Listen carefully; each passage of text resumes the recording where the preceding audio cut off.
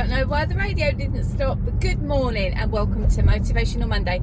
In this video, this is going to be food for thought for you today, okay? So we are in the middle of Vlogmas, but I still feel like I really want to do my Motivational Mondays, which in case you're new here, and if you are, please subscribe because it really helps support the channel and my efforts of doing this sort of stuff while I'm on my way to work, my words of wisdom. Yeah, if you're not new here, hello, welcome back. How do you feel about us doing this in the middle of Vlogmas? I have got some juicy videos coming up for you, trust me. Now, up till the video so far, it's been a little bit on the sad side for lots of reasons, and I'm very open about that. But we've got some fun things coming up in the videos. So yeah, hopefully you're going to enjoy that. So like I say, make sure you subscribe. And it will do me a favour if you share this as well. But enough about that now. So, as you've seen from the title of this video, try it, you might like it. Now, what do I mean by that? What I mean is you can get something in your mind sometimes and you think, oh no, I really wouldn't like X, Y, Z, whatever the thing is. And I'll give you an example about that in a minute so you're clear on what I'm talking about. But if you try something that you think, I really don't think I'm sure about that, you could be pleasantly surprised. It could be a great thing. Now, before I had my children, I had IVF for lots of years and was married very young, had IVF. Thankfully, we started trying really young. So, you know, and going through that, I really, really wanted to be a mum. It was my absolute burning thing, but I also really loved my job. My job felt like it defined me. I loved working really hard, really long hours.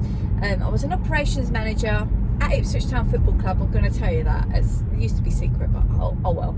And it was such a status, this job, and I loved it so much. Like, I was in the programme every week, so the fans, like the proper fans, they knew me.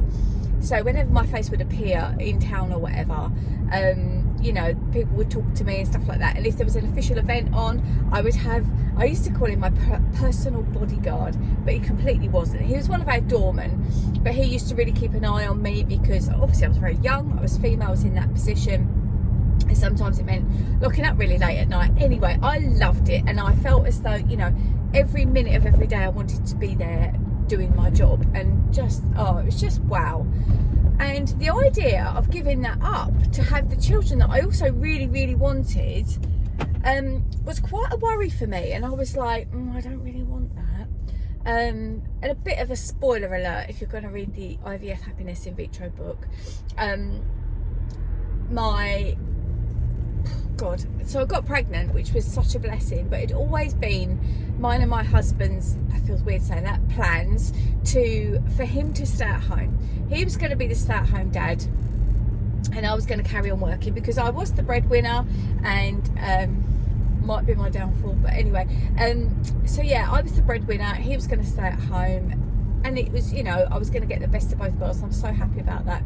However, the marriage went wrong. From the first day I found out I was pregnant, it was no more, and I won't go into that. That's not what this is about. But I was then in a position where, okay, so I've got to give up work because there's no way I can take care of twins.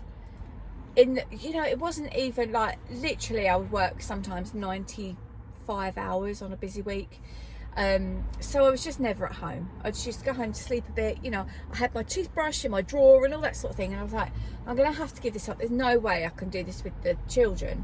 And it didn't ever cross my mind to think, oh, you know, that's a pain in the neck. Never, because I was just, if you had to weigh them up, I wanted the children way more. But the idea of me stopping work and you know, just being a single mum, it was just so alien to me. But when I look back on that time, that was one of the happiest, probably the happiest time of my life. I had no money. I was absolutely on my backside. I had to move back here where I loved it, where I was living in the middle of the countryside and all that. And I loved it. And now I've made no secret about the fact that now we're in this position where life is very different, and it's kind of reversing back the other way. The children are growing up, and I'm sort of in this crossroads of like, what do you do now?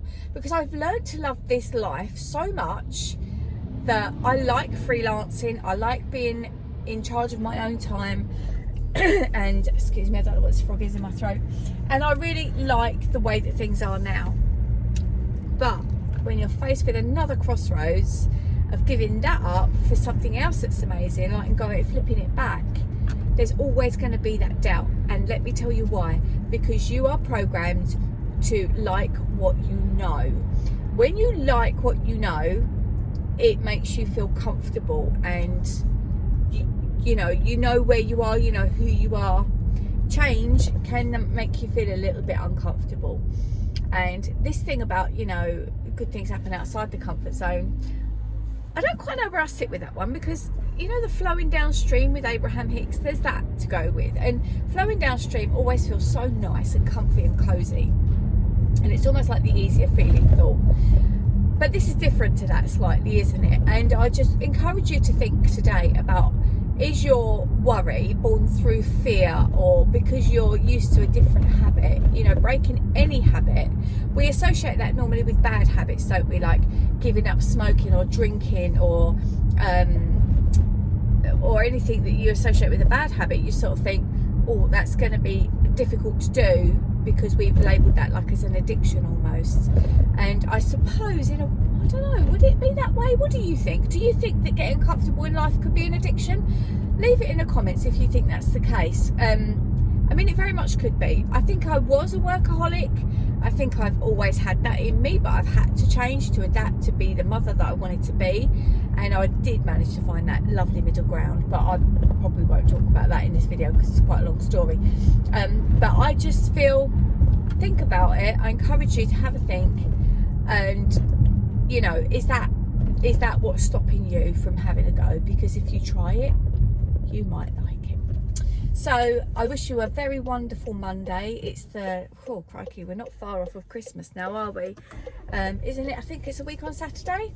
So I've got a lot going on. I'm gonna potentially talk to you about, probably almost definitely will talk to you about, but yeah, let me know if you're gonna think about trying something that makes you slightly uncomfortable. Definitely should have done the hair after I danced yesterday, and I'll be interested to know. So, but look after yourselves, sending you all of my love at this time of year and always, and I will catch up with you in my next video. All right, so take care, and there'll be another Vlogmas one up tomorrow. All right, take care, see you later, bye for now.